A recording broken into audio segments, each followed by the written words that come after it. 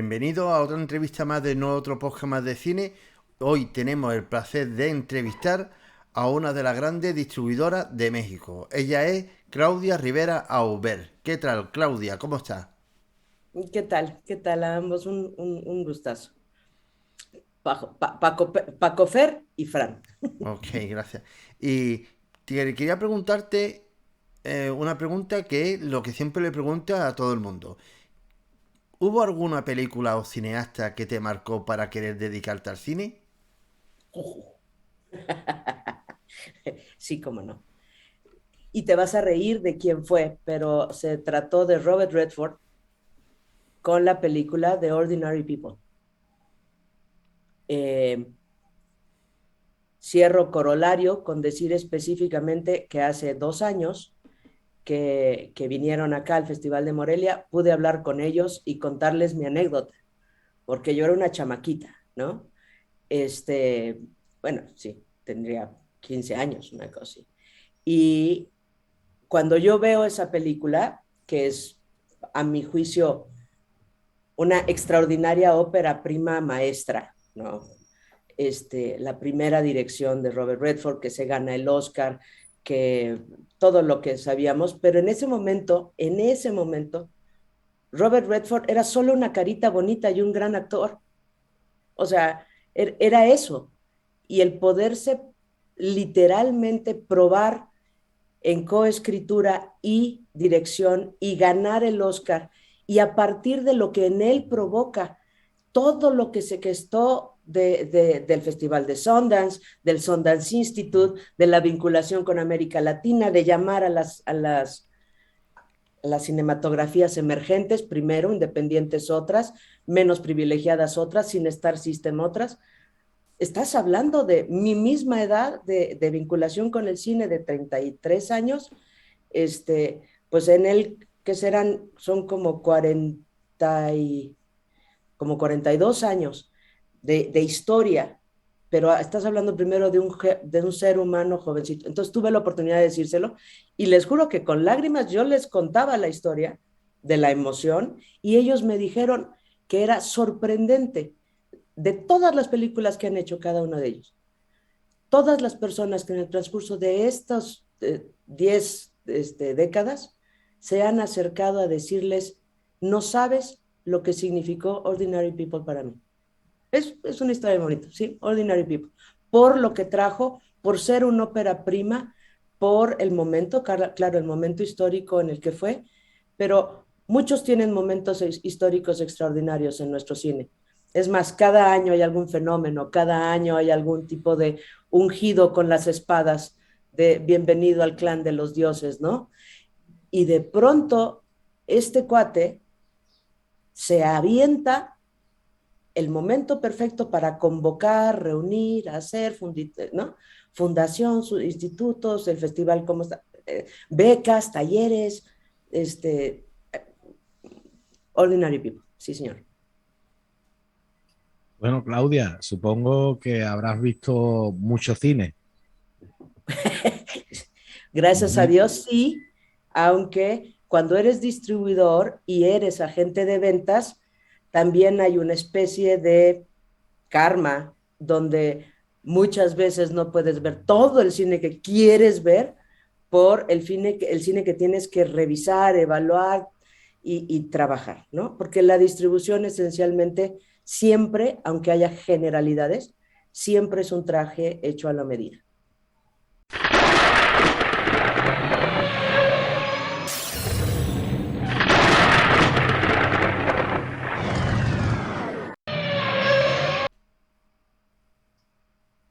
Vamos a hacer un supuesto.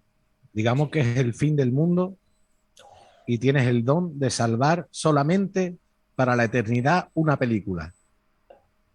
¿Cuál sería? Y si me dice Ordinary People ya, Oh, mi Dios. Híjole. Ay, nanita. Literalmente es la pregunta de los británicos del True Blue, ¿no? ¿Cuál sería mi True Blue de mi amigo del alma con quien, ¿no? Dale. Híjole. Mm. de las películas, de las películas latinoamericanas que más me tocaron a muy temprana edad, no edad, ya me dedicaba a esto, pero a muy temprano mis orígenes, que me hicieron reconfigurar cuál era mi concepción o cómo lograba yo la armonía entre arte, producto, y dónde está esa línea finísima, donde tienes el riesgo de traicionar la obra, que es que por estar pensando que se venda. Esa película se llama La Boura Arcaica y es de Luis Fernando Carvalho, brasileña. Digamos, a lo mejor no sé esto del fin del mundo, porque además hay veces que siento que anda cerca, pero, pero si yo te hablo de una película que me cimbró sobre mi papel en el ámbito de la cinematografía iberoamericana, esa fue una que me llevó al banquillo por algún tiempo con buenos resultados en cuanto a mis convicciones con respecto a nuestro cine. Y son mis convicciones con respecto a nuestro cine lo que me tienen todavía apasionada de representar, como a manera de misión o de cruzada o algo así.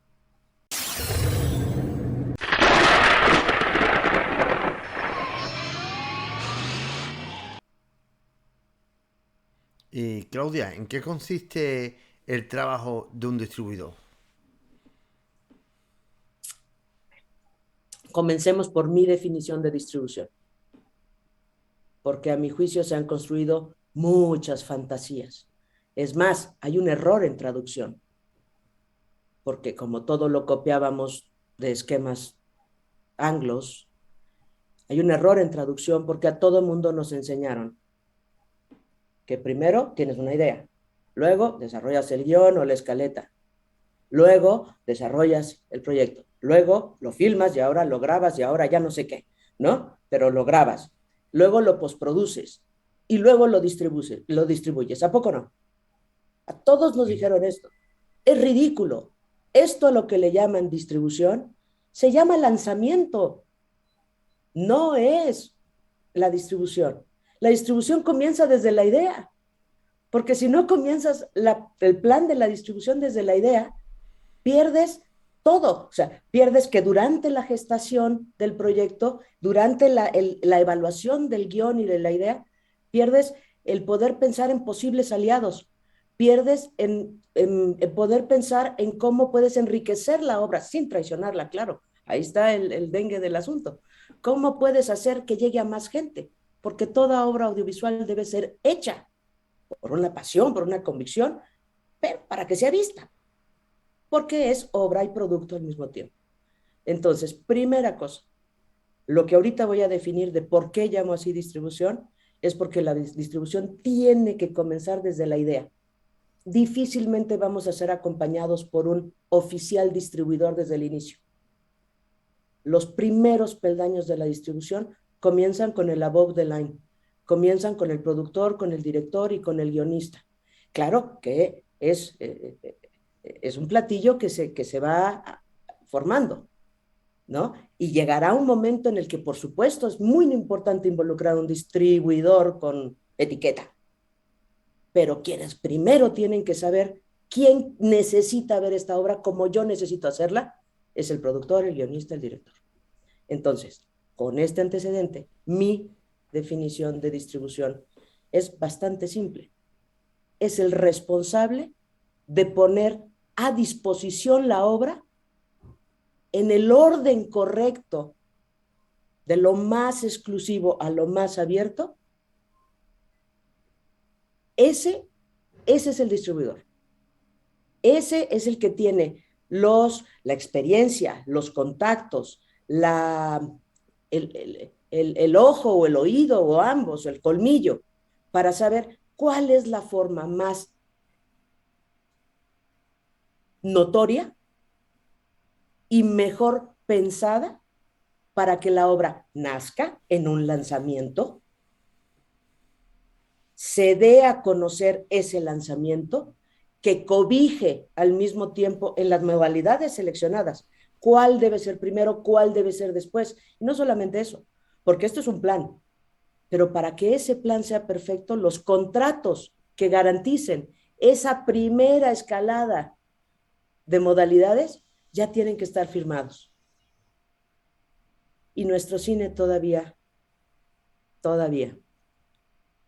nos queda mucho de eso porque, o sea, se nos queda en el tintero, porque estamos tan emocionados de filmar, o estamos tan recargados en los fondos, o estamos tan mal educados en este error de traducción, que le entregamos nuestra obra, nuestro bebé, nuestra pasión por 1, 2, 3, 4, 5 años a alguien que ni enterado está que la obra existe. Ahí está el error. Muchas veces ni siquiera el error está en la obra. Y también muchas veces no, el error no está en el distribuidor, sino que esto es un caldo que se cuece con mucha anticipación. Pareciera que los malos padres somos nosotros cuando parimos hijos sin planear su parto, sin planear sus primeros años, su estimulación, sin planear su educación, sin planear abrirle las alas, darle las alas.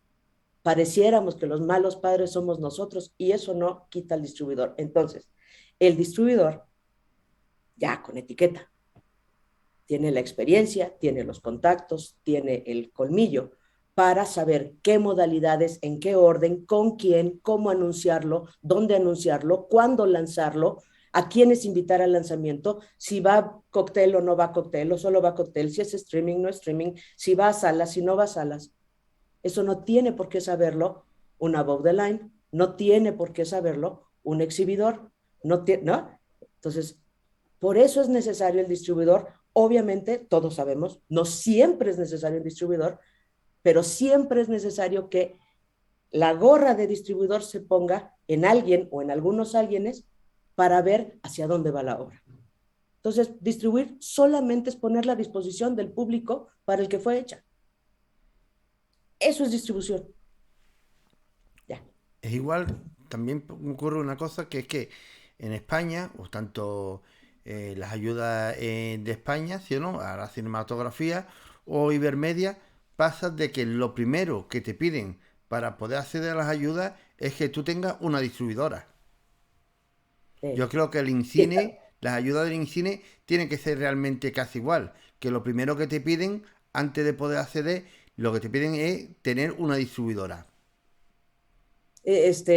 Hay obviamente las convocatorias, los concursos, los ordenamientos varían. Cada vez más estamos acercando la distribución al proceso de fondeo y de creación y es importante, pero todavía la idea no ha permeado entre nosotros los ciudadanos del universo cinematográfico, no ha permeado que la distribución comienza desde la idea. Y en eso tenemos que trabajar. Claudia, ¿qué debe hacer un cineasta para encontrar una distribuidora? ¿Cuáles serían los pasos que tiene que dar?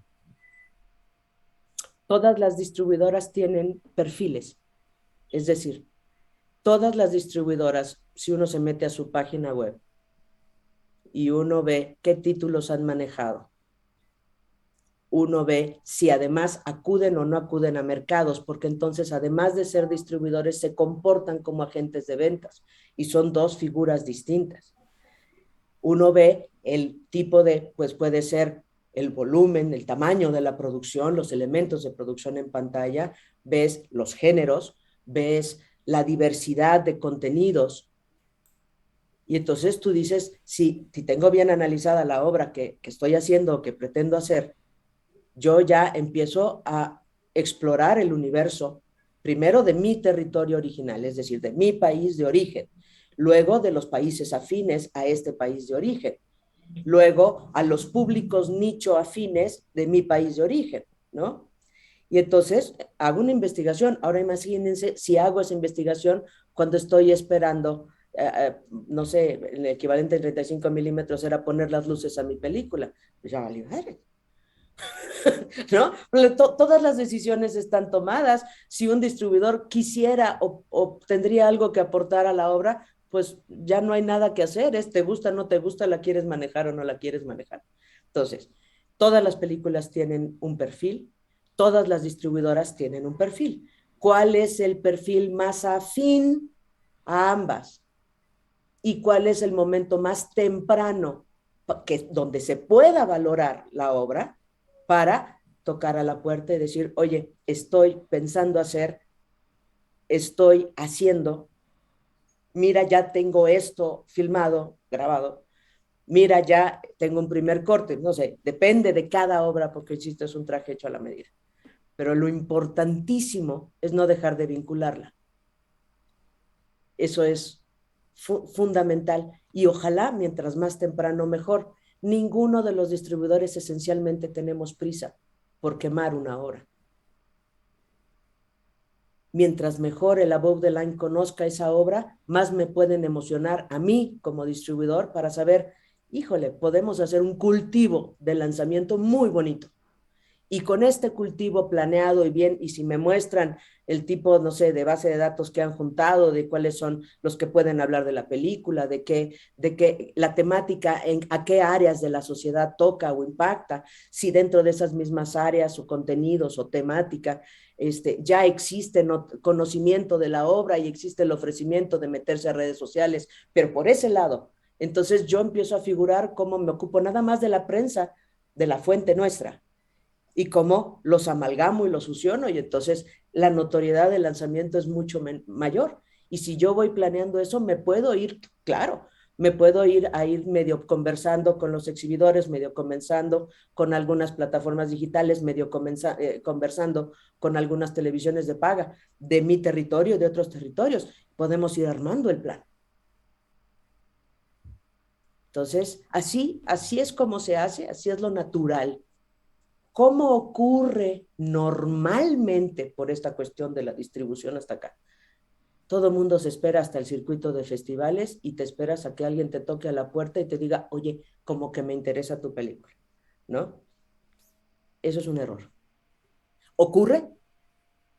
De hecho, ocurre muchísimo más de lo que estadísticamente debiera ocurrir, pero también estadísticamente no estamos bien en los resultados de esos ocurres, ni siquiera para películas extraordinarias.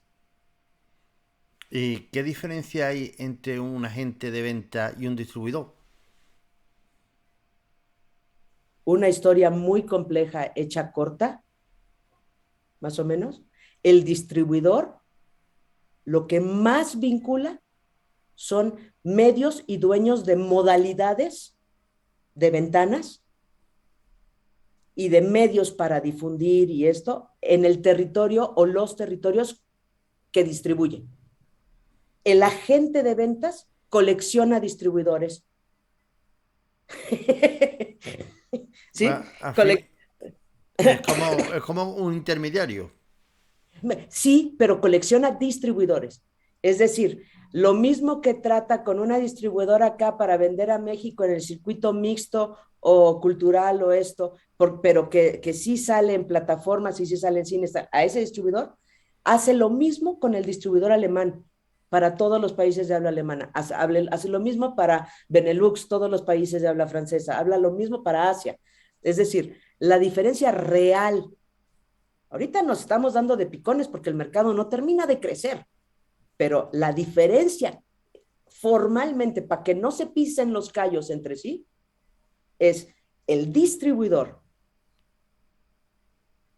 se ocupa de darle lanzamiento, visibilidad y colocar la obra para su comercialización y el agente de ventas internacionales, que habría que terminar su título, el agente de ventas internacionales consolida distribuidores o consolida medios, por ejemplo, está especializado como los agregadores ahora, ¿no? Está especializado en una cartera de clientes que son plataformas digitales, una cartera de clientes que son distribuidores en el mercado educativo del continente europeo, o son, ¿no? Y además tiene algunas relaciones con el mercado educativo en Estados Unidos, que son pues casi 3,000 universidades y sus diferentes foros y cineclubes. Entonces, la diferencia es, el distribuidor hace todo lo que ya habíamos hablado y el agente de ventas hace lo mismo, tiene sus contactos y tiene capacidad de acercamiento inmediato con distribuidores. Eso sería la diferencia polarizada. En medio hay un montón de grises. Y hay empresas muy grandotas que tienen dos áreas para ello perfectamente definidas y lo hacen muy bien. Y hay empresas con dinero o sin dinero que con sus dos áreas no lo hacen nada bien. Y una duda, está hablando de que cuando una película llega a un festival, que hay mercado, está hablando de los festivales clase A de ganar un premio. Es decir, es muy difícil si tu película no gana, no está metida a seleccionar un festival como es Berlín o Cannes, es muy difícil que tu película encuentre distribución. Son 15 los festivales A, ¿no? De los cuales nosotros andamos tocando como 6, ¿no? O sea, el cine iberoamericano de los A's realmente toca como a 6 en el circuito anual. Y tenemos razón, porque algunos de esos otros A's prácticamente ni siquiera reciben cine en español o cine vinculado con la región. Y tiene su sentido, porque no, no es conveniente exigir absoluta premier mundial o ¿no? tal, si no te interesa la película, si no hay que, no, digo, hay niveles. Pero no solo me refiero a los festivales A, porque hay varios, por ejemplo, que no son A y que son extraordinariamente nobles para contactar a gente interesada y experta o muy avesada en el manejo de nuestro cine.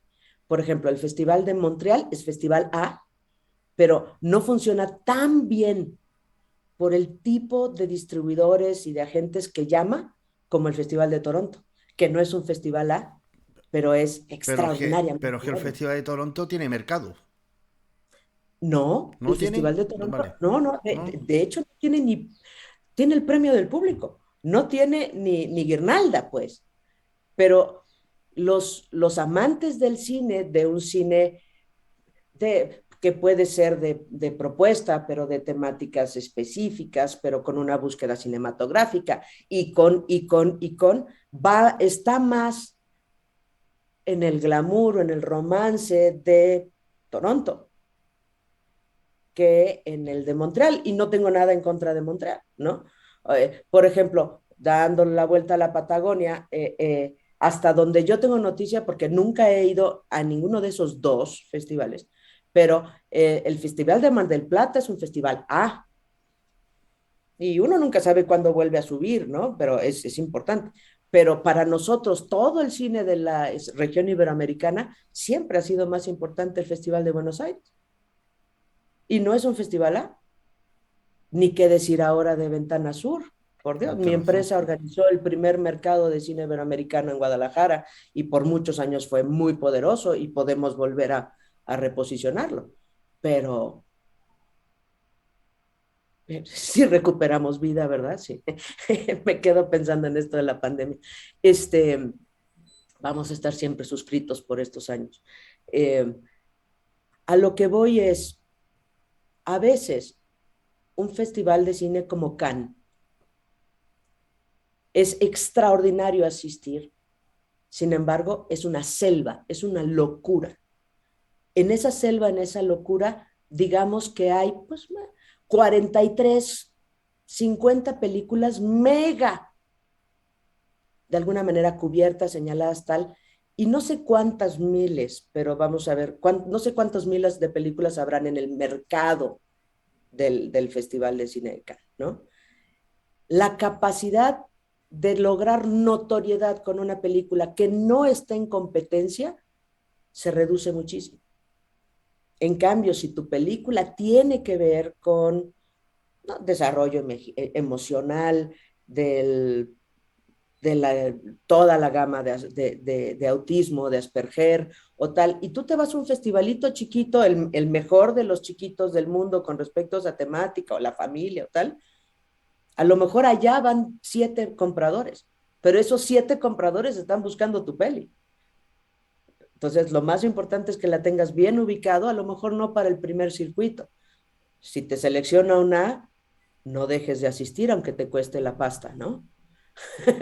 O Porque sea, no, no sabe allí quién porque la puede notoria, conocer.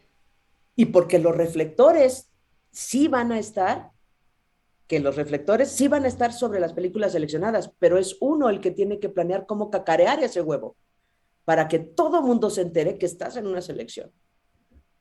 Para eso también entra el agente de ventas y o, según para el territorio, el distribuidor. ¿En qué sentido?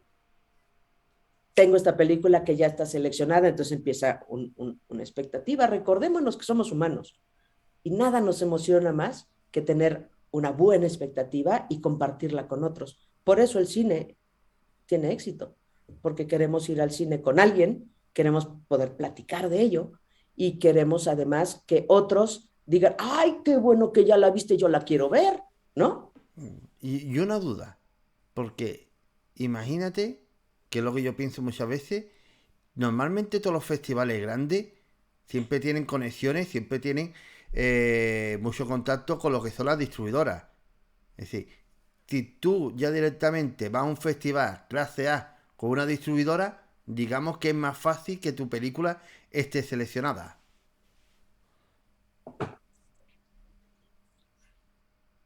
Fran, esa es una especulación, ¿no? Es una especulación, pero es humano. ¿Humano en qué sentido? Si tú crees en mi criterio y nos topamos año con año en tales o cuales festivales, y te digo, Fran, no dejes de ver esta, está re buena, y resulta que la ves y dices, joder, ¿no? Hay 10,000 personas que no te conocen y resulta que al año siguiente eres jurado en el festival de X. Claudia, ¿qué películas vienen de México? ¿O no? No te vas a brincar al jurado de selección, o sea, no te vas a brincar, no vas a traicionar los estatutos de quienes te están invitando. Pero eso no significa que tu recomendación no valga, por lo menos para ser evaluada, y eso ya es brincarse a algunos, ¿no? Sí, sí. Entonces, eh, no, yo no soy, en otras cosas de mi vida puedo ser medio teoría del, perdón, es que pasa una grabación Sí, sí, sí, buscando sí, cosas en la sí, calle. sí sé lo que es, pues cuando estuve Es, en México, yo todos los días lo escuchaba. no hay manera, no hay manera. Entonces yo sí soy medio de teoría de complot porque me gusta pensar más allá y quién se beneficia y tal. Pero en el caso de nuestro cine, creo que esencialmente la gran mayoría sí podemos hacer una diferencia entre el poder, el glamour y la notoriedad versus una buena película. Porque una película cuando te toca las entrañas, cuando te toca, ¿no? Cuando te seduce, cuando tal, sí gana eso, ¿no? Ahora, es una industria de muchísimo dinero, con muchos patrimonios en juego. Este, Claudia, sí, sí. por ejemplo, he participado en una película y no hemos buscado la distribución desde el principio y ya tenemos la película hecha. Ahora, ¿qué puedo hacer? El camino que me has dicho es el 97% de las películas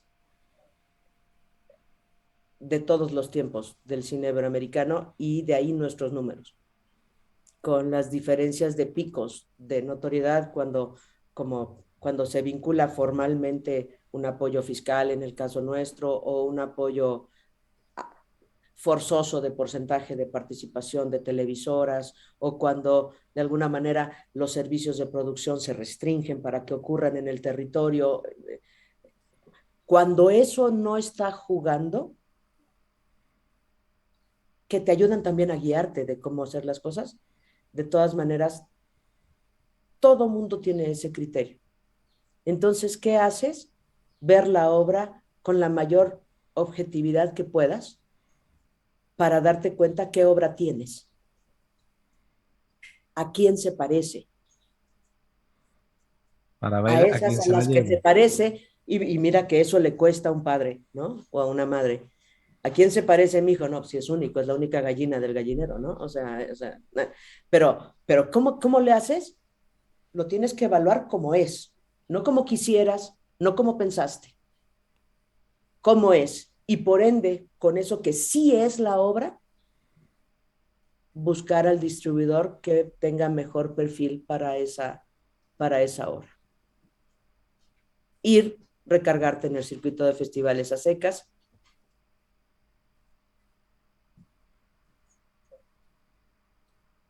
y cruz y rezar. Pero también hay una cosa que es que hay mucha gente de venta que tienen mala fama o distribuidores que tienen mala fama. ¿Cómo sabes tú con qué distribuidor o agente de venta te tiene que ir? ¿Qué es lo que hace?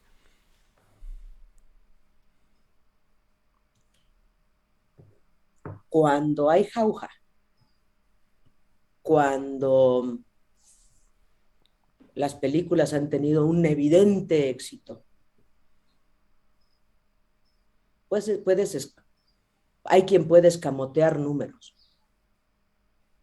pero sí hay resultados. El problema es cuando se queda intermedia, medio que pinta, medio que no, ¿no? Cuando se trata de un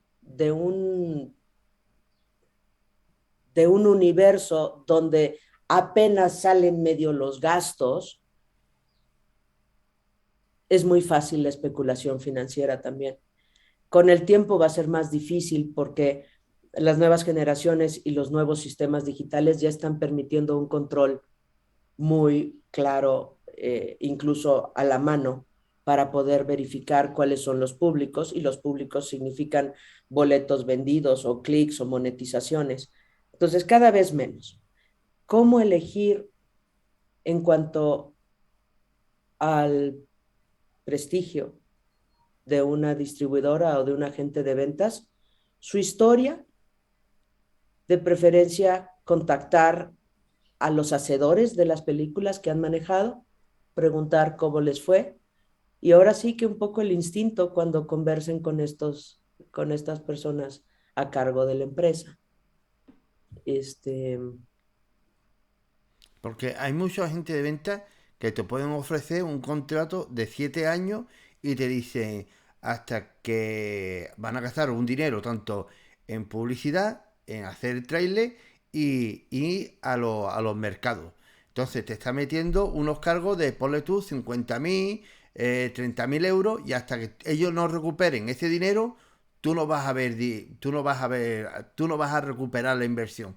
Entonces ahí está un poco la trampa.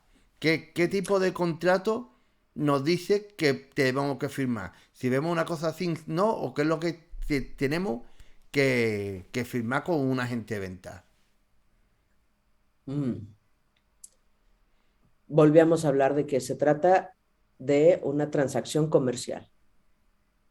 Yo siempre con la gente que he tenido el placer de acompañar o de en talleres y esto, siempre les digo, háganse de cuenta que es un banco, porque el distribuidor se vuelve un banco, ¿no? Si da un adelanto de distribución o si ofrece un adelanto de distribución, es porque la película ya le parece atractiva, porque si no, no estaría adelantando dinero.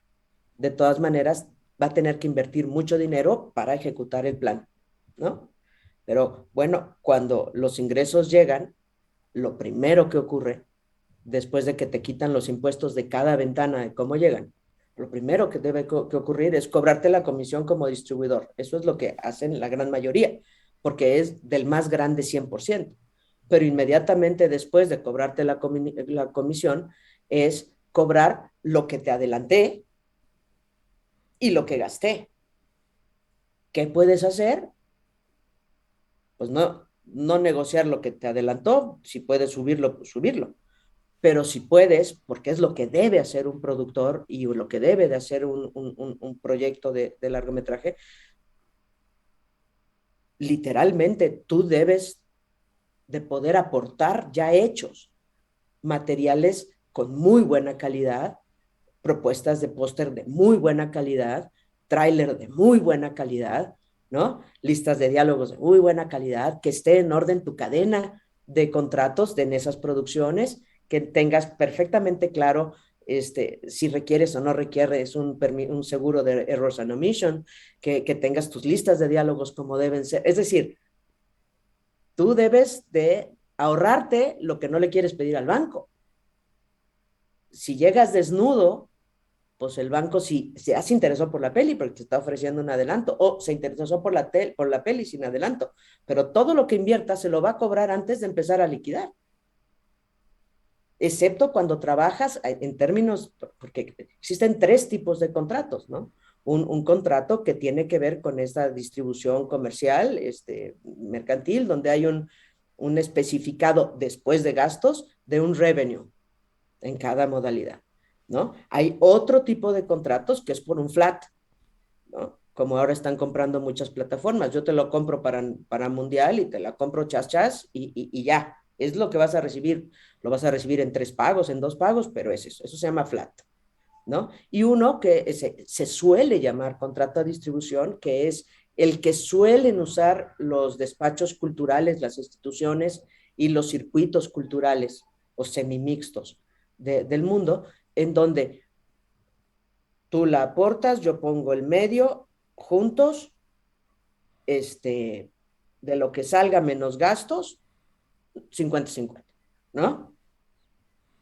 Ahora, si ese medio se hace tan grande para ser global, y vamos a ir viendo de estas plataformas, van a surgir otras y van a tener más especializaciones de nicho, porque ahora el rey es la audiencia, ¿no? Entonces va a llegar otras cuando te diga, sí, sí hago esto y sí esa distribución, pero me quedo con el 70. ¿Por qué? Porque yo te estoy poniendo el escaparate en todo el mundo. Y además tengo el público que sí te quiere ver, entonces, ¿no? Entonces, una manera de bajar gastos es ponerte serio y además conviene porque en lo que haces la película puedes ir deparando, lo puedes presupuestar desde el inicio, ¿no? Puedes cobrar las cosas de fotografía, de video y de música y de cosas que hagan más atractivos esos materiales. En cambio, cuando ya llegas con el distribuidor con la película terminada, todas esas decisiones, todas esas locaciones, todos esos momentos climáticos, si tienes actores, ¿no? Ahora sí que la explosión de la mina, o sea, lo que tú quieras, todo eso ya se fue.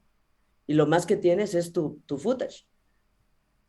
Y si le dices al distribuidor, no solamente tona mi película, sino mira, aquí, para que saques un tráiler, pues te va a costar, porque hay expertos en eso. Pero te va a costar mucho más si lo hace la distribuidora a costos de distribuidora que si lo haces tú como productor emergente, no tal. Entonces, regreso al ejemplo de la casa. Si tú tienes la capacidad por tus inversiones o tal de poner un muy buen adelanto y sabes que tienes tranquilo tus pagos mensuales, aviéntate un crédito bancario, ¿no? Si tú puedes pagar chas una casa, pues ni necesitas el banco. Pero, ¿cuál es tu situación financiera? ¿Cuál es?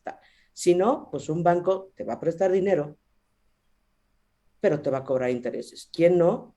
Pues todos los apoyos, subsidios gubernamentales que nos permiten hacer cine, pero a veces ese músculo mental para fraguar la vida de la película, al no necesitar esa economía, al no hacer ese ejercicio durante toda la ejecución de la película, literalmente no crecemos y terminamos entregando nuestras obras a que alguien a ver si puede rescatarlas. E insisto, entonces los malos padres terminamos siendo nosotros, no el distribuidor que no supo qué hacer con una película, ¿no? O sea, que además luego Claudia, los fondos y esto también nos persiguen en términos de calendario. Eso es pues el único lado triste de muchos fondos, aún siendo a fondo perdido, porque a lo mejor no estamos listos para apelar a ese fondo, pero nos empezamos a poner listos hasta que nos lo otorgan, ¿no? Mañana hacemos una linda película, ¿no? No, pues iban aviones, no, pues que ahora sean de papel, ¿no? Iba en unas cámaras, no sé qué, porque ahí era crucial cuando el cuate se apersonaba en la cordillera y pegaba un grito bestial, pues tráete el dron y que lo haga del edificio, güey, porque no nos alcanza para, ¿no? O sea, hay tantas decisiones sobre la marcha de protección, de producción en términos de cubrir un deadline, que de pronto dices, bueno, estoy haciendo una película o estoy haciendo un programa de comunicación interna para un banco, para... Entonces luego dicen, ¿por qué no le gusta a la gente? Bueno, porque no llevaste al tipo a la cordillera y no tuvo su... ¿no? No sé, no podemos producto u obra, no lo sé. Lo que sí sé es la obra, si se traiciona a sí misma, va tumbando los públicos que pueden valorar.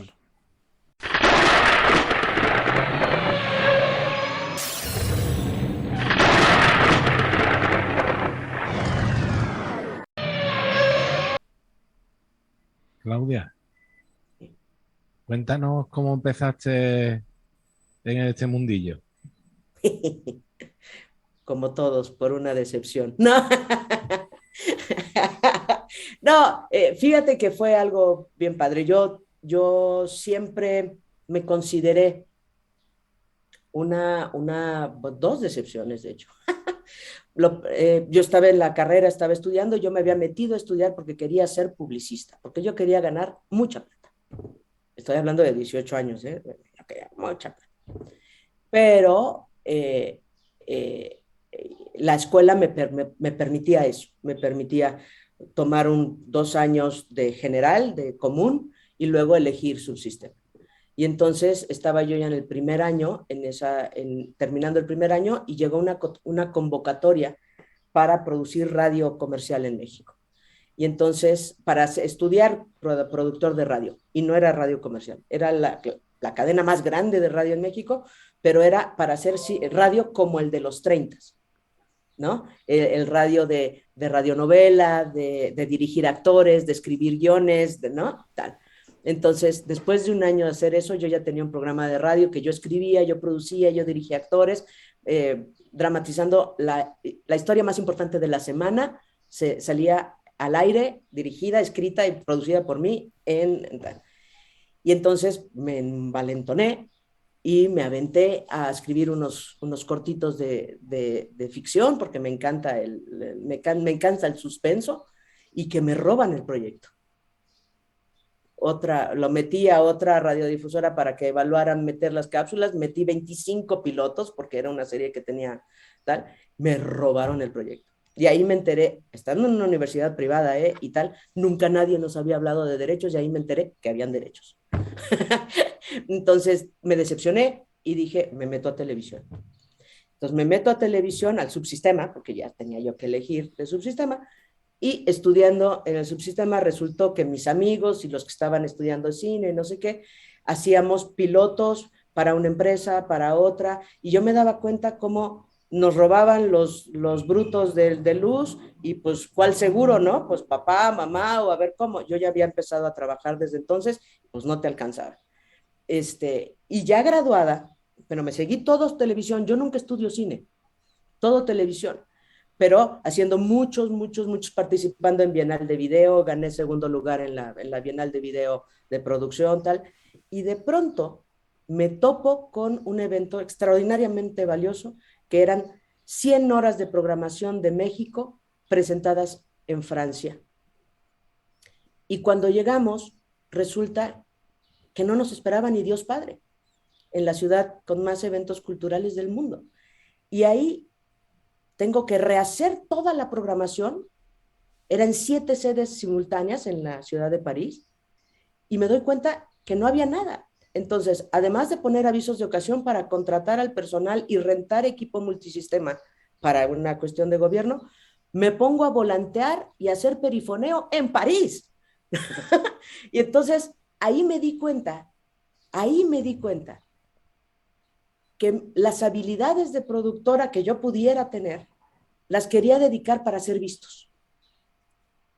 Este evento fue bastante exitoso, de ahí ya llego a México y me empiezo a trabajar en una compañía distribuidora que fue la primera distribuidora iberoamericana de nuestro cine, en todo el mundo. Nace en 1976, yo llego en el 94. Y yo era muy buena porque pues para ganar plata y no traicionar mis pasiones, yo había hecho un evento multinacional con Estados Unidos, me llevo muy bien con los gringos, y me contratan para vender cine mexicano e iberoamericano en Estados Unidos. Y a los 6 meses hago la primera venta de esta empresa a Estados Unidos. Y casi, pues casi me dan una promoción enorme, ¿no? Yo me sentía lo mejor. Y eran 6 películas mexicanas que, este, 6 películas mexicanas que era para una semana en una cablera en Estados Unidos, que en ese entonces eran totalmente nacionales. Y a los 3 meses yo cancelo el contrato. Bueno, ellos dejaron de comprarlo y yo lo cancelo, casi me corren. Por una sola razón, me dijeron, no, pero ¿cómo? Los contratos dice que está doblado y tiene que ser subtitulado.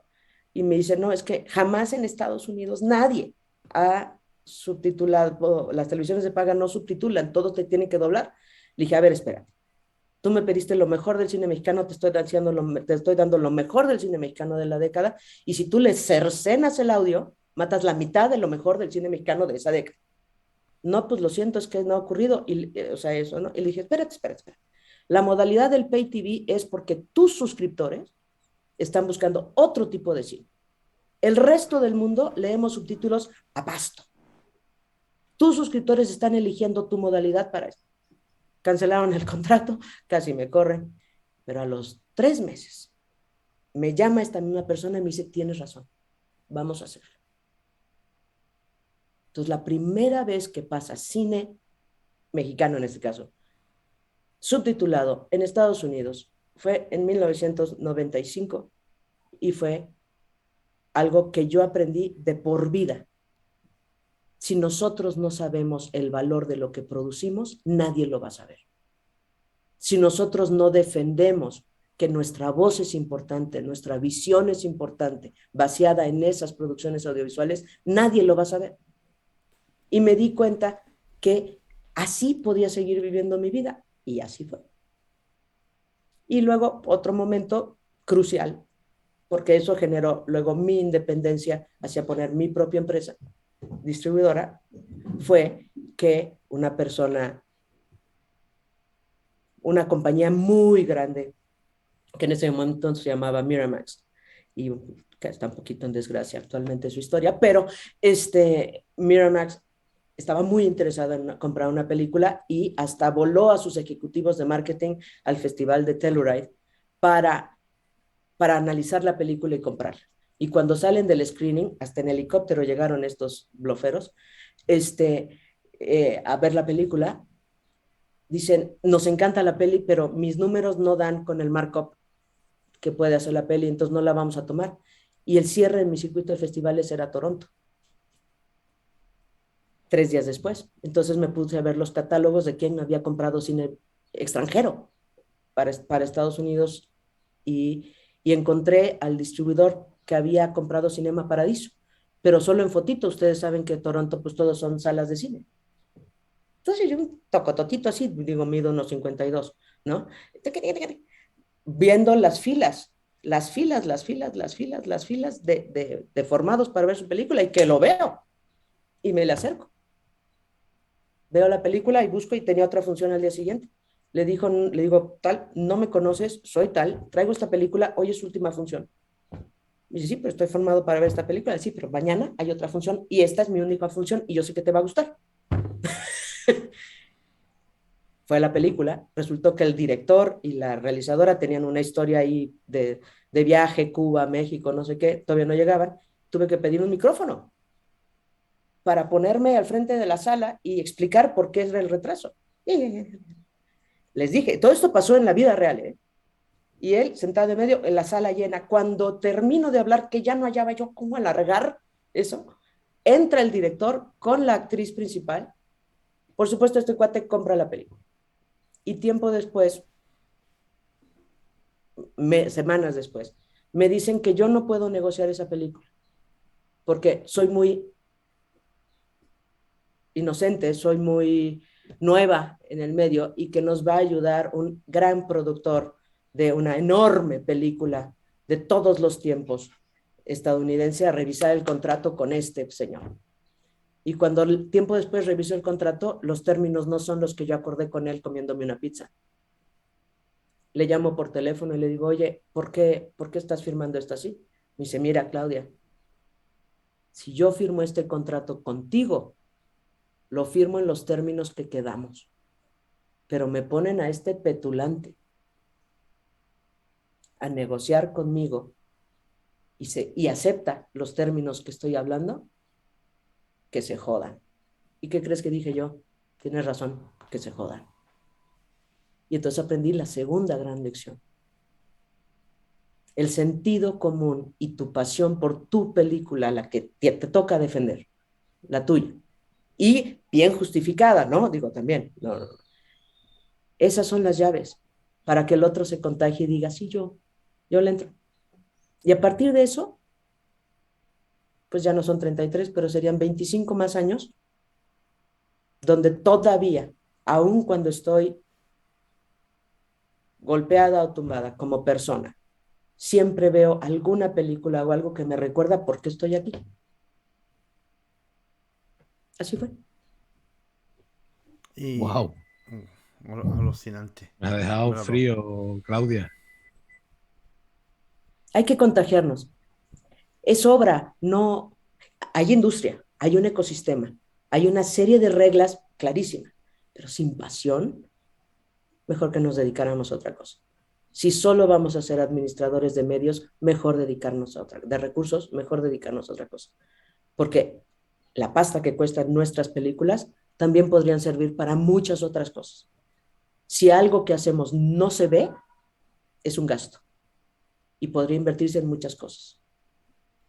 Si lo que nosotros hacemos se ve por el público para el que fue hecha, no todas las películas nacieron para salir grandes, entonces no tiene precio, porque es vernos, porque es registrarnos, porque es hasta la posibilidad de poder pensar sobre nosotros. No tiene precio.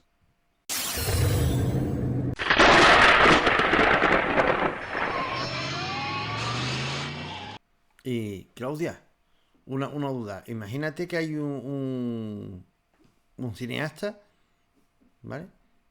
Que quiere hacer su primera película y está planteándose en presentarse lo primero, en contar la distribución con Cinemesh o con Cinépolis. ¿Qué debo de hacer yo? ¿Qué es lo que debo de entregar? ¿Qué materia tengo que presentar para que Cinemesh o Cinépolis se interese por mi peli? ¿Todavía no la haces? Sí, sí. No, no, no, no, no. Imagínate un supuesto. O sea, no, ya sé que no tú, pero me refiero en el supuesto. El ¿Todavía supuesto. no está hecha la película o ya La está peli, la, hecha? la peli lo único que tengo es, imagínate, lo que tengo es un guión. Ah, espérate tantito, métete a cuantos talleres quieras para hasta que tengas un pitch. O sea, tú necesitas tener ya un guión maduro y un pitch, en donde si lo que vas a vender es una obra audiovisual, lo que necesitas es todo lo que contextualice y le dé alma a ese proyecto que está todavía en cigoto, Digamos que lo ¿no? que tengo Entonces, que, digamos, lo que tengo que tener es un dossier. un dossier, pero le digo un pitch porque si queremos fondos para algo audiovisual, debemos de buscar algo que nos permita crear el espacio para que el otro cuando nos vea diga, ay, mira, sí, sí la sentí, ¿no? Como que sí vi la foto, sí vi la música, sí vi a los actores, sí vi tal. Ahora, mucho cuidado con la sinopsis, de verdad. Todo el mundo cree que es nada más para llenar el requisito del festival o del mercado. Y no, las sinopsis son literalmente el espíritu encapsulado de la obra y debe de estar definido o bastante definido desde que está el guión final. Porque esa sola sinopsis debe de poder decirnos, no pierdas el rumbo, no cuentes 5 películas, cuenta tu película y todo lo que le ayude, cuenta tu historia y todo lo que le ayude, ¿no? Entonces, sí, y por cierto, pues sería Cinépolis, porque Cinépolis sí tiene un brazo productor, ¿no? En el caso de Cinépolis y esto, de Cinépolis, Cinemex o cualquier exhibidor, el exhibidor siempre va a preferir, por obvias razones, siempre va a preferir que sean sus relaciones con los distribuidores el que hablen con ellos. No por pedantes, sino por administración del tiempo, ¿no? Entonces siempre será mejor, por el perfil del guión, en la historia y tal, ubicar un distribuidor, conversar con él, mostrarle el pitch, ¿no? Si el exhibidor, como es en nuestro caso con Cinépolis, también tiene un brazo productor y también tiene un brazo distribuidor, bueno, pues obviamente por ahí. Lo que tenemos que recordar es que no todas las películas son para salir en salas grande, comercial, tal.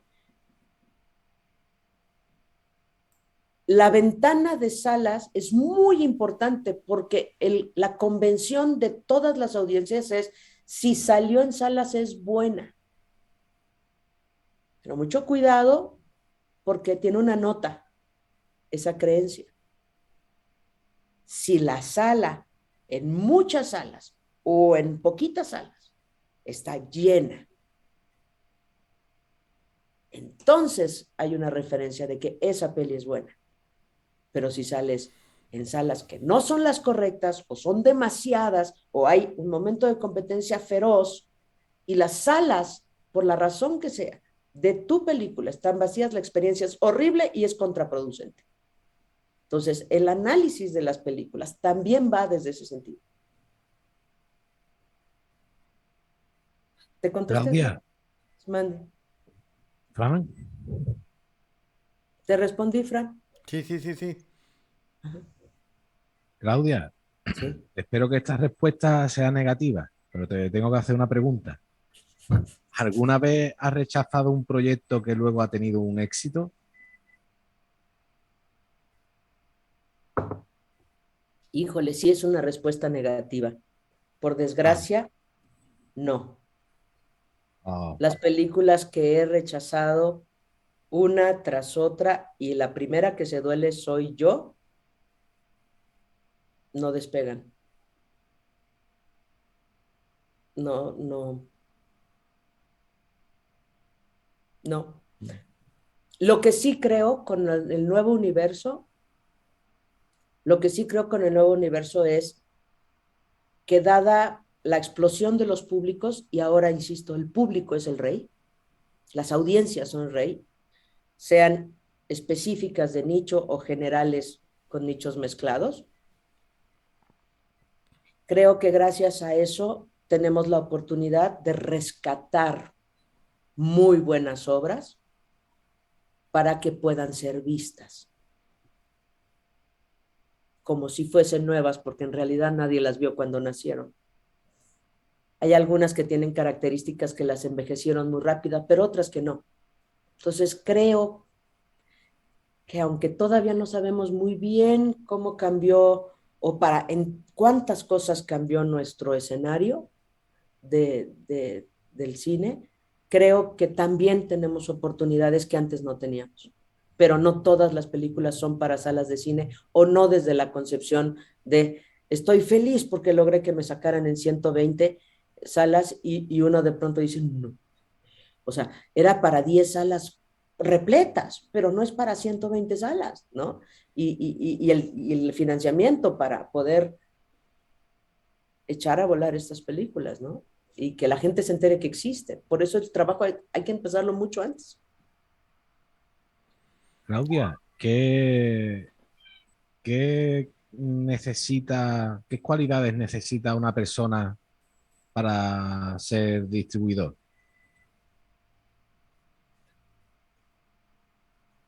En otra área, para mí el productor es un estratega. El productor es un estratega que garantiza la factibilidad del proyecto. Y el realizador es un estratega que garantiza el espíritu de la obra. Del ámbito de la distribución, para mí, el distribuidor es un estratega que fragua cómo lucir mejor la obra para ponerla en los lugares definir en qué lugares debe ir primero, después y con qué recubrimiento, con qué envoltura para ser mejor recibida. Y ojo, así como no se debe traicionar la obra desde su producción con aires de alcanzar un público mayor, los trailers, el cartel, jamás deben traicionar lo que la obra es. Produce el efecto contrario. Una persona molesta por elegir una película a partir de lo que ve en un tráiler o en un cartel, se lo dice a 20. Una persona contenta se lo dice a 5 si le pregunta.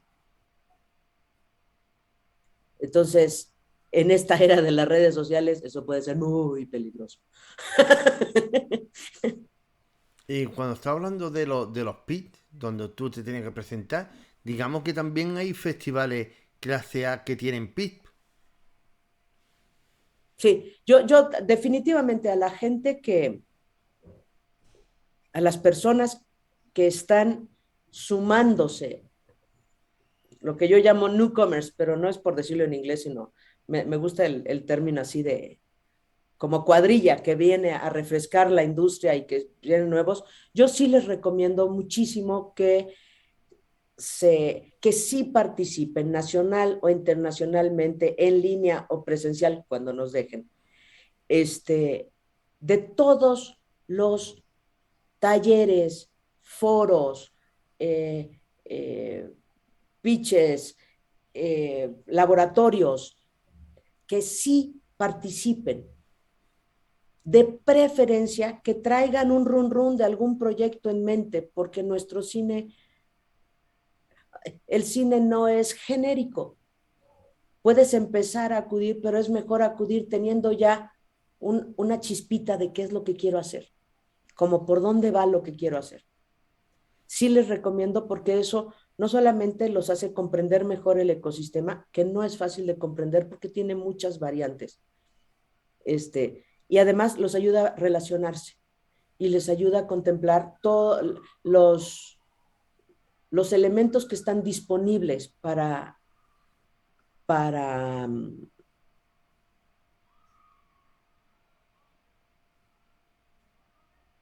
poder hacer una realidad del proyecto. Y no tengan prisa. Si la obra tiene sustento, va a brillar. Les garantizo que va a brillar. El problema es es que queremos hacernos muy maduros y muy fuertes, o no sé. Pero ahí es cuando todo se traiciona. Y imagino que igual de importante tiene que ser los Sí. laboratorios de guión. Y no solamente, les puedo contar una anécdota si todavía hubiera tiempo. En San Antonio de los Baños siempre di el taller a productores. En una sola ocasión me llamaron para revisar los guiones de 5 egresados de guión que ya estaban terminando en aquellos 2 años de escuela. Entonces ya el guión estaba terminado, ya habían terminado las clínicas con sus propios asesores de estancias en distintos lados, ya era el guión. Y algo pasó ahí, creo en la magia del ser arte. Algo me dijo que hiciera una sola pregunta y lo hice. La pregunta era, los felicito, me da mucho gusto estar aquí, vamos a estar 15 días ustedes y yo revisando sus guiones, me da mucho gusto. Yo quiero que me respondan una pregunta de su guión y pueden irse a almorzar y regresar.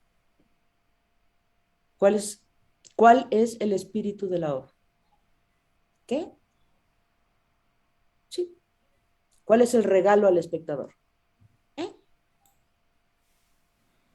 Y de esa pregunta, 8 horas diarias por 15 días,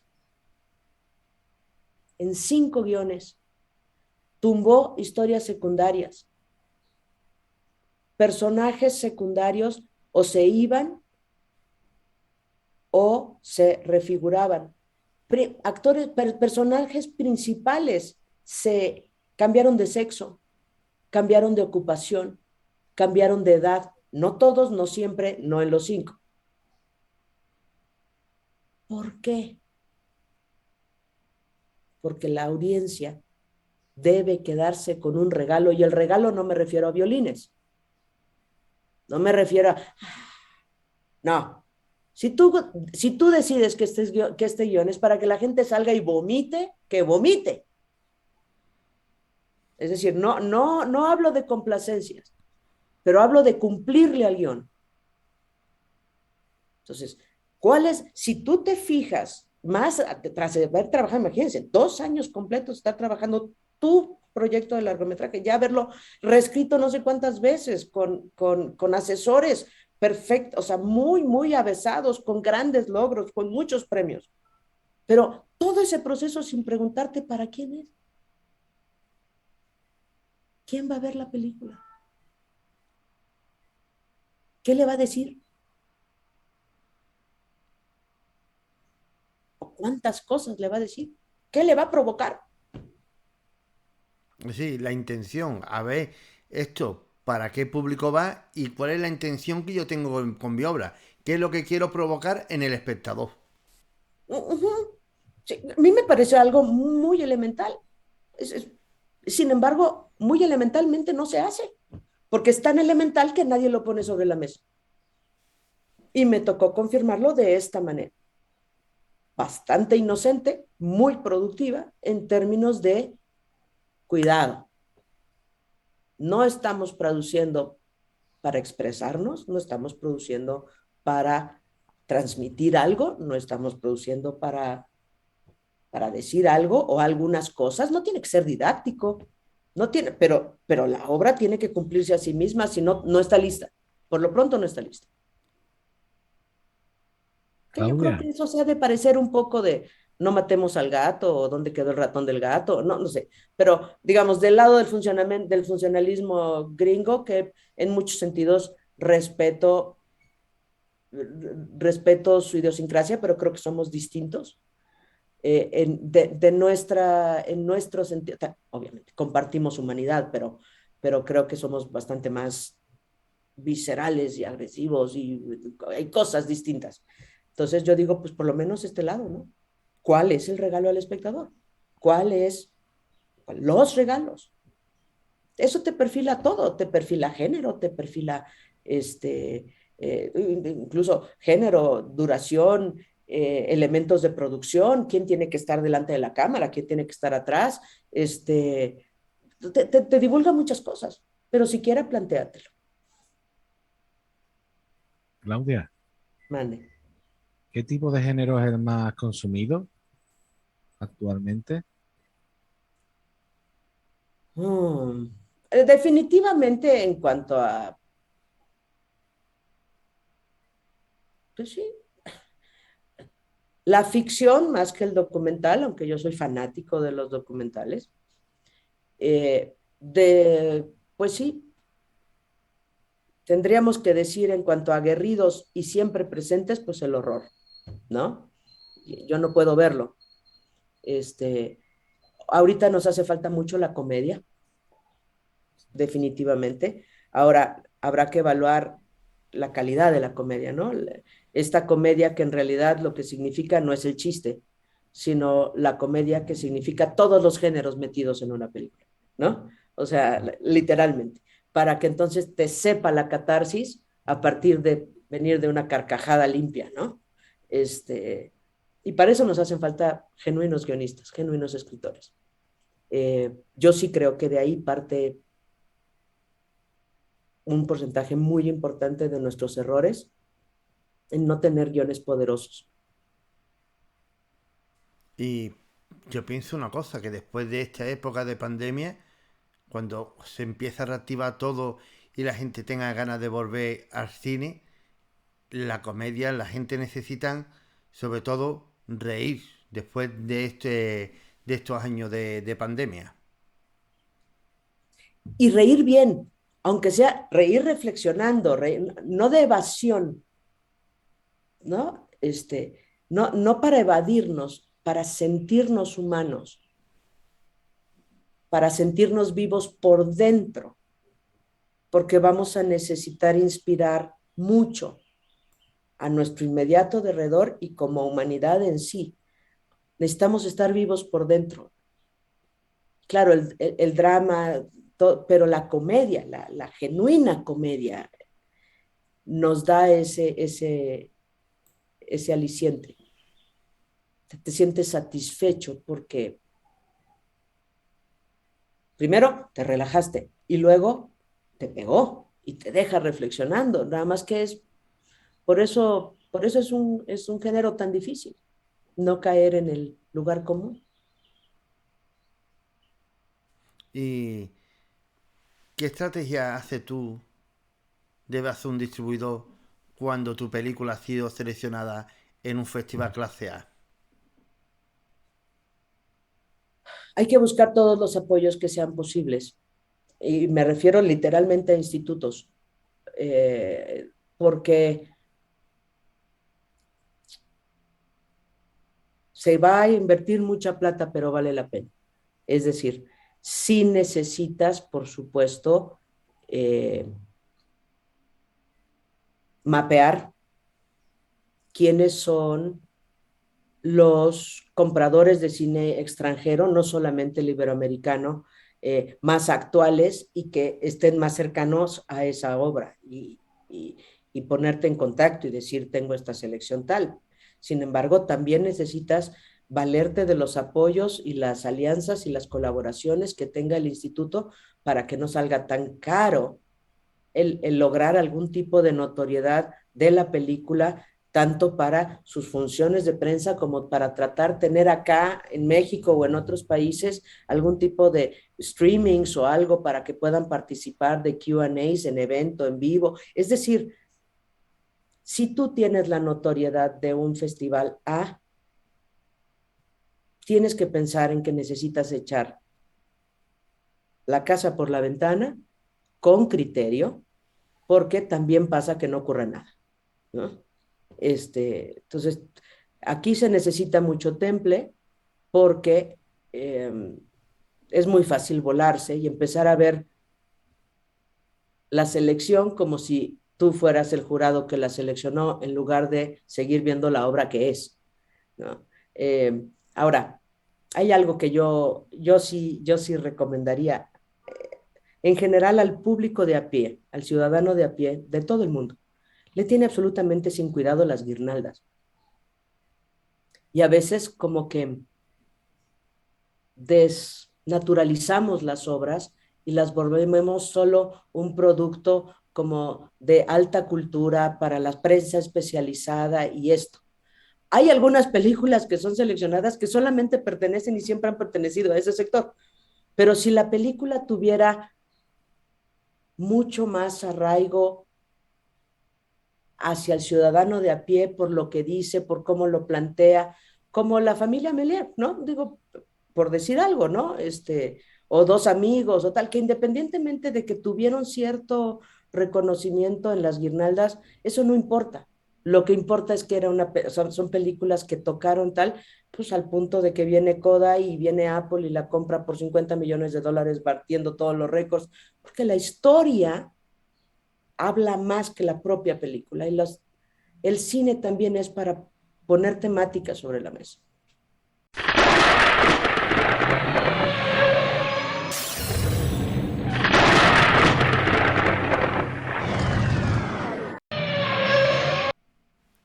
Claro, pero lo que me refería es que cuando va a un festival, mucha gente lo que hacen, distribuidores en el Variety, ¿vale? La revista Variety, Variety. allí directamente ponen anuncios, ponen publicidad para que todo el mundo se entere de que tu película está allí y tal día la película se exhibe. Eso, bueno, eso es una de las estrategias que se hace. Ah, no, ya te referías a lo más. Sí, dar a conocer a la industria, a los compradores, buscar los caminos para dar a conocer. El mejor camino es decir directo, porque a ti no te van a comprar 150 países, ¿no? A ti te van a comprar 20 que ya más o menos sabes y les puedes escribir. No viene mal que si conoces o tienes relación con Variety, con el periodista que cubre la fuente en tu país, le digas, ¿ya viste? ¿No? Muy probablemente él ya lo vio y de hecho ya te buscó, ¿no? Y te está sacando una cita para ver cuándo entrevista a uno u otro y está recogiendo, porque todos hacemos nuestro trabajo. Eso es algo que es importante que sepan. Realmente hay mucho trabajo, la gente sí está haciendo su trabajo. Entonces nos enteramos y buscamos y tal. Ahora, un distribuidor generalmente, si no es agente de ventas, no está yendo a los mercados más que como comprador para traer cine a su propio país, ¿no? Pero si eres agente de ventas o agente de ventas y distribuidor, y de esas ligas, en general, no son muchos, pero sí los hay, tienes tal cual, tienes tu cita anual con tu stand, ¿no? Y en ese stand tienes tu inscripción a ese mercado y en ese mercado tú puedes contratar screenings en el mismo marco del mercado para que tus compradores tengan acceso con facilidad y libertad, sí, porque los tiempos en los festivales son muy saturados para las que no, las que no sabes ya con quién.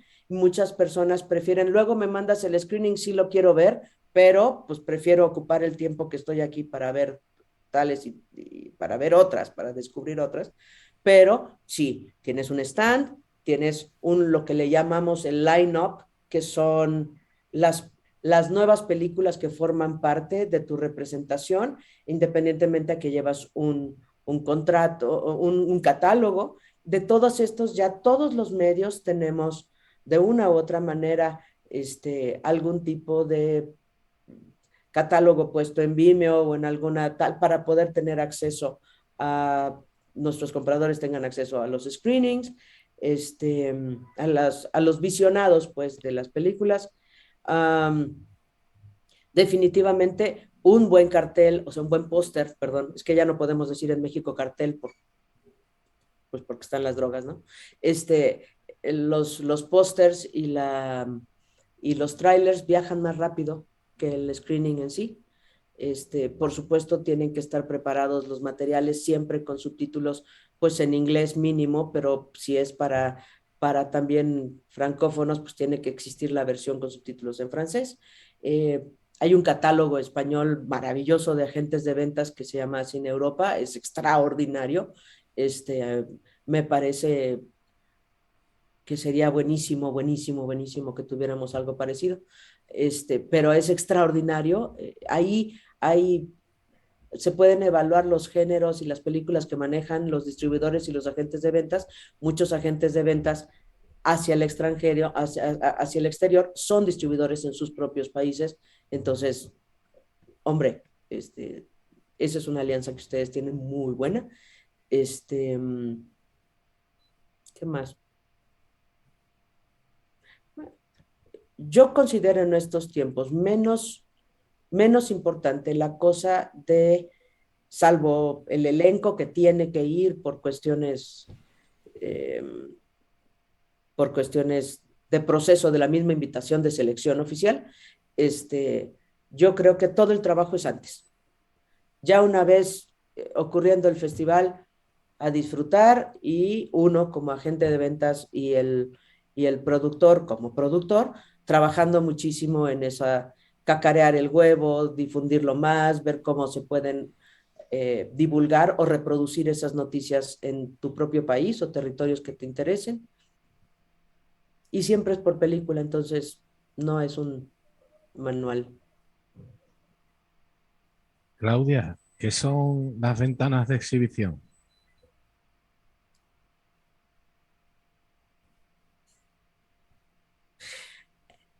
Ok, obviamente todos sabíamos en nuestro mundo analógico, el rey de la corona eran las salas de cine y luego, pues de las salas de cine seguía la televisión de paga.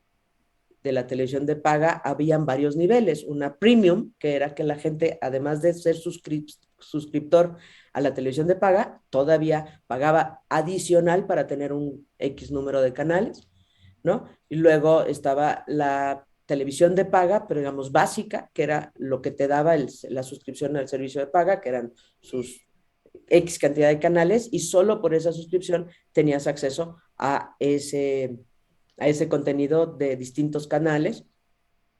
Y en esos operadores de televisión de paga siempre existió la posibilidad de pago por evento. Entonces podías elegir tal película y independientemente de que tuvieras una suscripción, pagabas para ver esa película.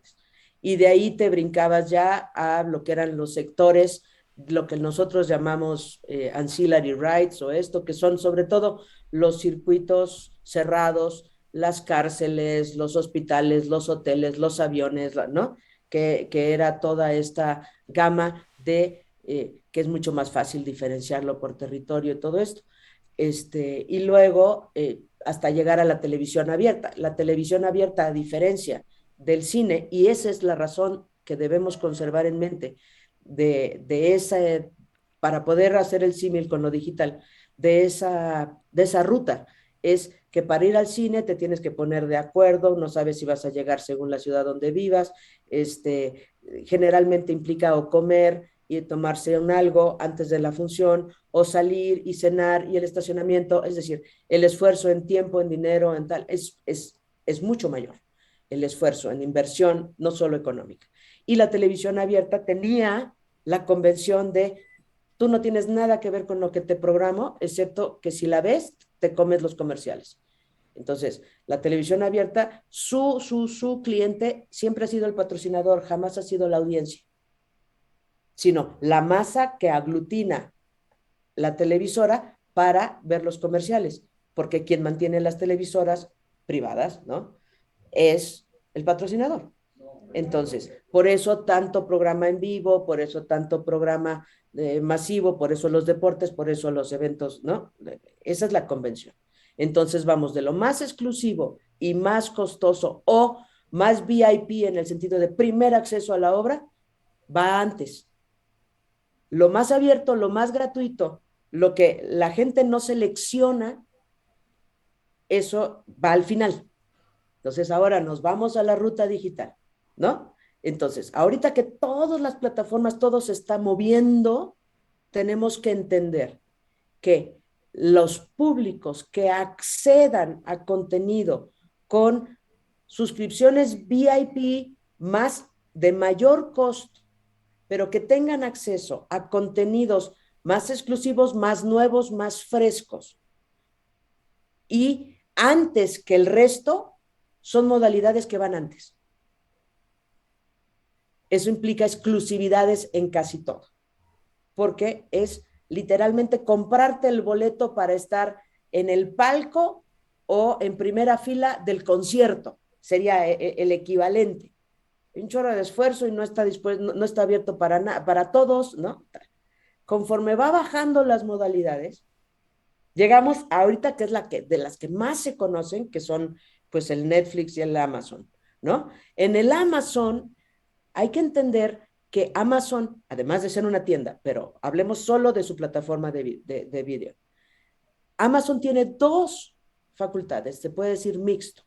Si tú tienes una suscripción a Amazon, tienes acceso a un catálogo de películas solo por ser suscriptor, pagar tu mensualidad a Amazon, que también te da la suscripción a la tienda, pero tienes suscripción a Amazon.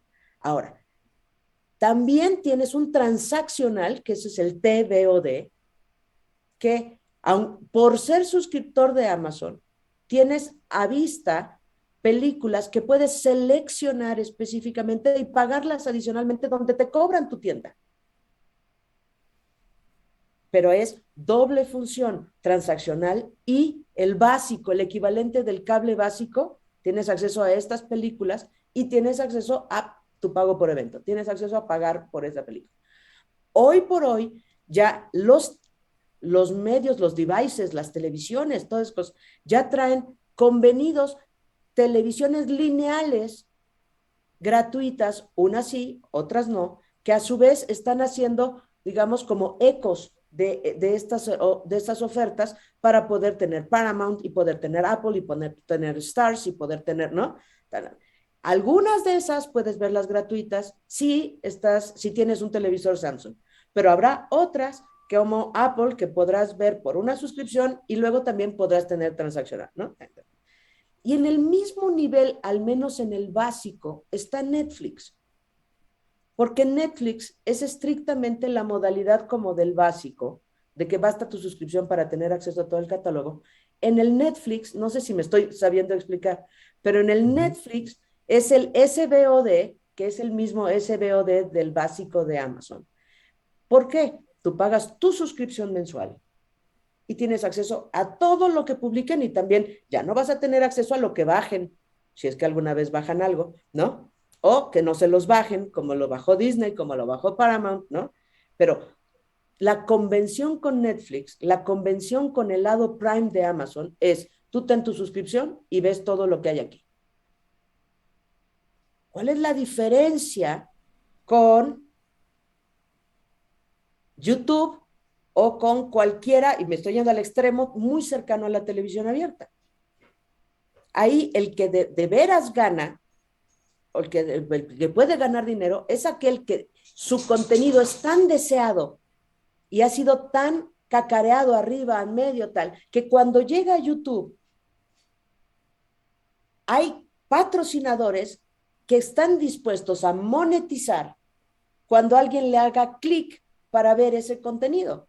Obviamente las calidades de lo que fue la sala de cine, o la calidad del Prime, del HD, pues no sé, de un movie o de ¿no? A la calidad del YouTube puede ser muy, muy, muy inferior, pero no necesariamente. La cosa es que la pirámide de público se ha abierto y YouTube, por ser gratuito, lo puede ver millones de personas al mismo tiempo. Eso está muy bien.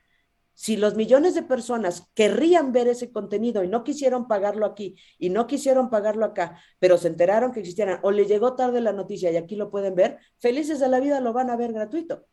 Y entonces va a haber un clic y entonces va a haber una monetización para los productores. O sea, se va a quedar con una comisión y tal, y los gastos pero esas son las modalidades. ¿Qué es lo que está pasando ahorita? Que como los públicos están más, los jóvenes, los chavos están más en TikTok, están más en Facebook, están más, creo que ni en Facebook, eso soy yo, TikTok, están en YouTube, están viendo eso, ¿no? ¿Qué es lo que más están viendo? Contenidos pequeños, que se hagan virales, para poder hablar de ellos con sus ta. Entonces, bueno, el productor de contenidos pequeños que puedan hacerse virales puede irse directo a YouTube, porque seguro no es de salas, seguro no lo va a comprar Apple, seguro no va a dar circuito de festivales, estoy claro hablando de un extremo, ¿no? Pero puede ser muy visto y muy monetizado. Y yo no diría que no, a lo mejor si es una persona muy creativa y muy todo, solo darse cuenta que colar así un largometraje, nadie lo va a ver. Tiene que ser muy chiquito y a lo mejor le ayuda a financiar una gran obra que quiera hacer después. Pero este ecosistema funciona igualito porque siempre ha respondido al público, siempre ha respondido al nicho, ¿no? ¿Qué tan grande es ese nicho? Tienes una película de Major Studio. ¿Es más pequeño ese nicho? Tienes una película muy exitosa que no costó $200 millones, ¿no? O sea, y eso es lo bonito de alguna manera. Ahorita hay más acceso a poder identificar los públicos y hacerles llegar la noticia de que la obra existe y lo que está ocurriendo con la obra. Siempre funcionan, no los influencers, eso yo creo que, o sea, siempre van a haber influencers porque siempre han habido en la vida, pero me refiero, hay líderes de opinión para grupos de públicos que les vale mucho que alguien recomiende una cosa, ¿no? Entonces, si la obra puede ser sujeta de promoción de ese alguien o esos alguienes, hombre, claro que haya que abordarlo, porque le va a gustar primero y porque va a hablar con gusto. Si cobra o no cobra, eso ya depende de cuál es su estatus o su interés en la obra. Puede ser yo lo que les digo, y ha ocurrido.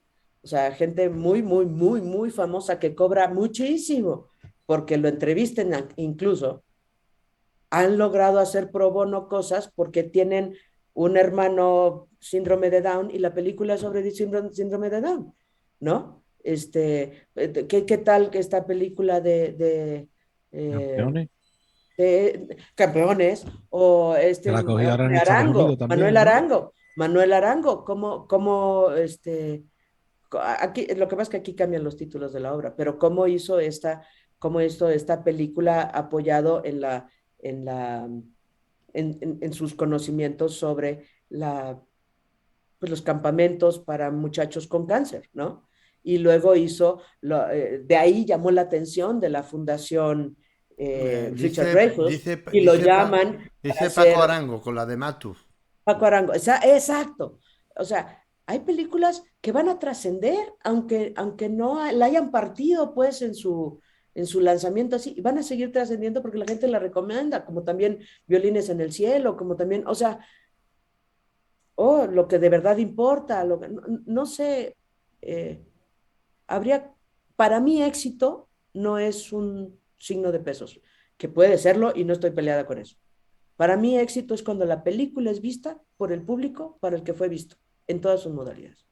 Ahorita se están recortando, más que de quitar las modalidades, se están como verticalizando. Pero eso solamente significa que la película puede dar más ciclos, porque las modalidades se recorrían antes hasta en 14 años o pensaban en 7 años y que hubiera un relanzamiento. Entonces se costaba 7 años y otros 7 años y regresaba a una posibilidad de cierto cine y tal. Ahora, más bien eso lo hacen cada 3 años, pero también es tal el volumen de concentración de producciones que la reciclada nada más es más grande. Peligro que valga muy bien la oferta de Netflix o de Amazon cuando nos van a comprar de entrada una película. ¿Por qué? Porque nos están comprando el centro. Ya no va a haber más para arriba, nos están comprando el centro, no hay nada que le dé fama entre su audiencia, ¿no? Entonces, de ahí la negociación que tienen las SVODs grandes, importantes, con los mismos festivales, con los mismos premiaciones como Óscares, pero ahí te lo explicas porque ya entendiste. ¿Cuál es el pleito? Que la convención mundial es que lo que sale en salas y sale bien, si yo me entero, aunque sea un nichito, pero si yo me entero, ya es importante para mí y sé que estuve en salas, estas lanzan la película en una modalidad intermedia. Y depende del contrato. Si te la están comprando, si le están financiando, bueno, ¿qué te digo? Pues le están financiando, para eso te estás rentando, ¿no? Haz una muy buena película, pero te estás rentando, está bien. Pero si es tu obra y te la están comprando, bueno, ¿a cuánto la vas a vender? Y si te cuadra el dinero, porque de esos contratos también vienen otros proyectos donde puedes trabajar con ellos para hacer más obras. No está mal. Por eso yo digo, esto no es un análisis puritano, es un análisis que quieres, aceptas, no aceptas. ¿Quieres hacer las cosas bien? Que siempre te va a ayudar bajo cualquier esquema. Comienza la distribución desde la idea y mucha magia va a ocurrir porque estás trabajando en lo correcto, que es cuál es la vida de la obra después de que esté hecha. Y te tienes que creer que vas a hacer una obra que va a ser la mejor obra que puedas hacer tú en ese momento y que va a decir lo que dices que va a decir para que esa magia ocurra y sí que ocurra.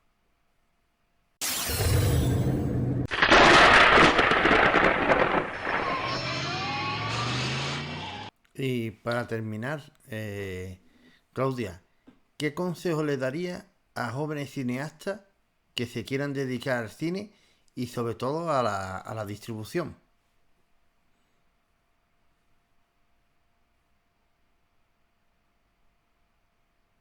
Si les gusta la investigación, la genuina investigación,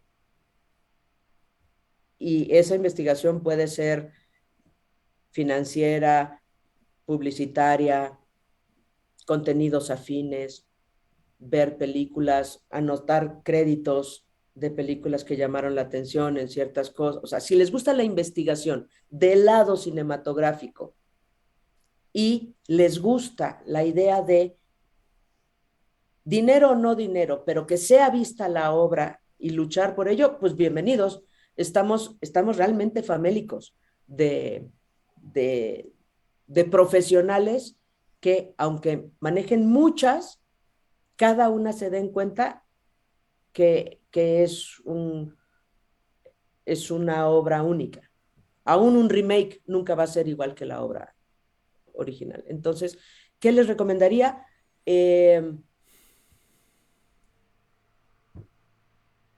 Busquen, hay muchos fenómenos de distribución, hay muchas películas que se consideran garbanzos de a libra con lo que ocurrió en su distribución. Estúdienlos, vean la película en cuestión, y por desgracia este oficio no, no se enseña. Sin embargo, sí puedes acudir, por ejemplo, a seminarios, incluso hay como posgrados de la industria del entretenimiento, porque hay que saber de leyes, de contratos, de redacciones, de ventanas, lo que significa el juego de esas ventanas. Hay diplomados, no solamente del lado gringo, y esto en España hay uno muy bueno que ahorita no me acuerdo, que es de Paco Rodríguez. Hay uno muy bueno allá en España que tiene diplomados muy buenos. Yo lo conocí hace muchísimos años, me parece extraordinaria su labor. En México tenemos un montón de opciones. Yo necesito decirles que en marzo, porque no sé cuándo salga este clip, va a haber un seminario, El Público del Futuro, que organiza dentro del Festival Internacional de Cine de la UNAM. Va a haber en marzo, que se llama FIC-UNAM, ¿no? FIC-UNAM.